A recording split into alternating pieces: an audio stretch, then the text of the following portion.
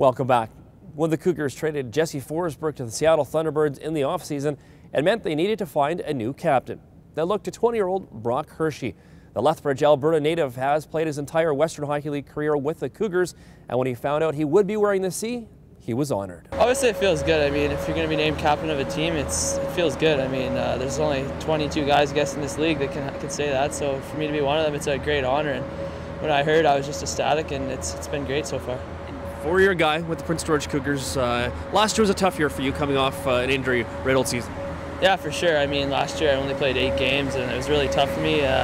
Just being back playing in itself has been really good for me, and then being able to wear the C's, have greater role in the team has been awesome, and we're looking to keep going here. Last year we had him on the bench as an assistant coach when he was hurt for the majority of the second half, or actually all the second half. And him understanding kind of me a little bit, and you know, the comfort for me is that I know that in that dressing room, if I'm not in it, that the right message will be sent, or is being sent. I learned lots. You know, I think when you're kind of a coach and you get into the coach's room and see what goes on, games, practices, you just kind of get a feel for what the coach expects, right? So just seeing that, I think I've got a better understanding maybe than other guys of exactly what the coach wants. So I think that definitely helped me get in the seat probably. Future though, would that be something that you'd be interested possibly down the road when your playing career is done? Definitely. I've always thought about coaching eventually. Obviously you want to play as long as you can, but at some point it always ends. And yeah, I mean, it's definitely something that interests me, and I'll definitely look towards getting an education. But if a coaching spot opens up, I definitely would look into it for sure. What type of leader are you? I'm a pretty vocal leader. I mean, I kind of understand what has to be done and stuff. So, if something has to be said, I'll say it. I mean, I'm not going to call guys out per se, but if we needed to change something or something, I'll definitely do that. And yeah, just a vocal guy, and I like to think I work pretty hard on the ice too. So Hirsche cares, and one thing you have to have in that spot is you have to have a guy that cares more about the team than you do yourself. And with Hirsche, you certainly have that. He wants nothing more than this to be successful, and he's done an excellent job so far in leading the boys. And what are the goals for this final year of junior hockey? I'd love to win a playoff series. I think this team can. I've only been in the playoffs once, obviously, only 4 games. I'd like to win a playoff series at least. And we'll see from there. But I really do think this team can get in the playoffs and for sure at least win a series, and we'll take it from there. Helping Hirsche lead the team this year is 18-year-old assistant captain Troy Bourke. This past June, he was drafted in the 3rd round by the Colorado Avalanche, and with that confidence, he hopes he can help lead the young Cougars. Yeah, it's huge. Obviously, I'm pretty grateful that the coaching staff has enough confidence in me that I can lead some of the younger guys, and I think more so he wants me to lead the 17 and 16-year-olds just because I'm pretty tight with them. I've always been, and the older guys, they're a little bit more vocal, but I think I try to lead by example on the ice, and I think the young guys kind of take after me a little bit. Only into your 3rd year, but does it feel like you're the old guy on this team sometimes, getting a letter and, as you mentioned, being the guy that's leading some of the younger players? Yeah, I kind of feel like maybe I'm getting kind of to be one of the older guys, but it's kind of nice because I'm kind of right in the middle, and I'm pretty tight with the older guys, and I'm pretty tight with the younger guys too. So I'm right in the middle, and I think that makes me, it helps me out anyways in the leadership role, that I can kind of bounce back. I can kind of lead the older and the younger group. So it's a nice thing to have. And it could lead to you being captain down the road, considering the other guys that have letters will graduate after this year. Yeah, I think Hirsche, he's a really good guy, a real good captain, and we're going to miss him next year. But I think hopefully when the years come, I think I'm just kind of maturing each year, and I definitely want to be captain of this team. Hoping next year, but you never know what happens. But definitely want to be a captain soon and lead the young guys. Big summer for you, drafted by the Colorado Avalanche. How did that feel?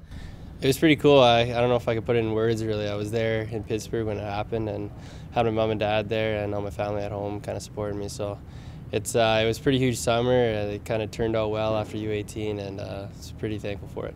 And you didn't, unfortunately, with the lockout, didn't get a chance to go to their camp, but you did get to go to the spring camp. How was that? Yeah, it was pretty cool. I only went there for, I think it was 3 days, but kind of got to see the city, tour around a bit, and Colorado's it's a beautiful city, and we did a little bit of fitness testing and got to meet some of the guys, and it was pretty cool. It was just, the whole thing was a cool experience. And meeting some of the legends of the Colorado Avalanche, tell us about that. You got to see, I guess, your idol at the draft. Yeah, well, Joe Sakic was there, and got to have kind of shook his hand at the bottom when I got drafted, and then got to talk to him for about 20 minutes with my mom and dad. So was almost surreal when it happened, and it was almost like he couldn't even believe that he was there talking to you. And he's so down to earth kind of guy, and he's one of the guys I kind of look up to for sure. Back to this year, so far, what would you say about your season so far? It's a little bit of a slower start, definitely. I don't know why each year I kind of come and have a slower start. Not that I'm not working hard or anything, but sometimes the numbers just don't go in. And but I think my game's kind of come along, my skating's come along, and lots of players that I'm playing with are real skilled. And I'm just trying to make it a good season for Forsberg and Matella right now, who I'm playing with, and try to get them drafted. And your goals for the season for yourself, though? My goals, personal goals. I don't know if I'm going to set too many. I want to get. I just want to produce and get wins for the boys. Really, it's not really about setting a certain stat, but definitely my role is to produce and to get goals and to set up guys. So it's I don't think a personal number, but definitely want to help out. Next up for the Cats, they'll travel to Kamloops on Friday night to take on the #1 team in the country, the Blazers, who are currently running a franchise 14-game winning streak. Well, a lot of guys in the room are very excited. We really want to beat them, and we've been working hard this week to do it. We really hope they beat Kelowna so that we can go in and stick it to them and come out with the win. I read about like JC Lipan, like all three players are like great shell scoring leaders. They have really good power play, so there's a good team. That's a pretty incredible record they have right now. They've obviously full value for the things that they've done. You gotta respect that. It's not easy to be that consistent and win that many games on those many nights, albeit whatever way they found a way. And so you got to give them credit. They're a very good team. Obviously, very united as a group early, and they'll be tough. So Friday in Kamloops, then Kelowna on Saturday night for the 4th meeting this season against the Rockets. Then the Cougars return home for the weekend of November the 9th and 10th against the Edmonton Oil Kings, the defending Western Hockey League champs. Remember that November the 10th is Bring Your Dog to the Game Night. Full details on the Cougars website. Checking the standings, the Cougars find themselves in 8th place in the Western Conference despite the 2-game winning streak. The Blazers continue to lead, yet to suffer a regulation loss. The Vancouver Giants still struggling. That wraps up Cougar View for this week. But hey, we invite you to check out our Cougar View page on CKPG.com. Go to CKPG.com, click on the programming link, then scroll to Cougar View. In there, you'll find stats and past Cougar View episodes from this season. Next week on Cougar View, highlights on the road. Plus, we'll catch up to some Cougar alumni and introduce you to Prince George minor hockey product and new PG Cougar, Yari Erickson. We'll see you next week.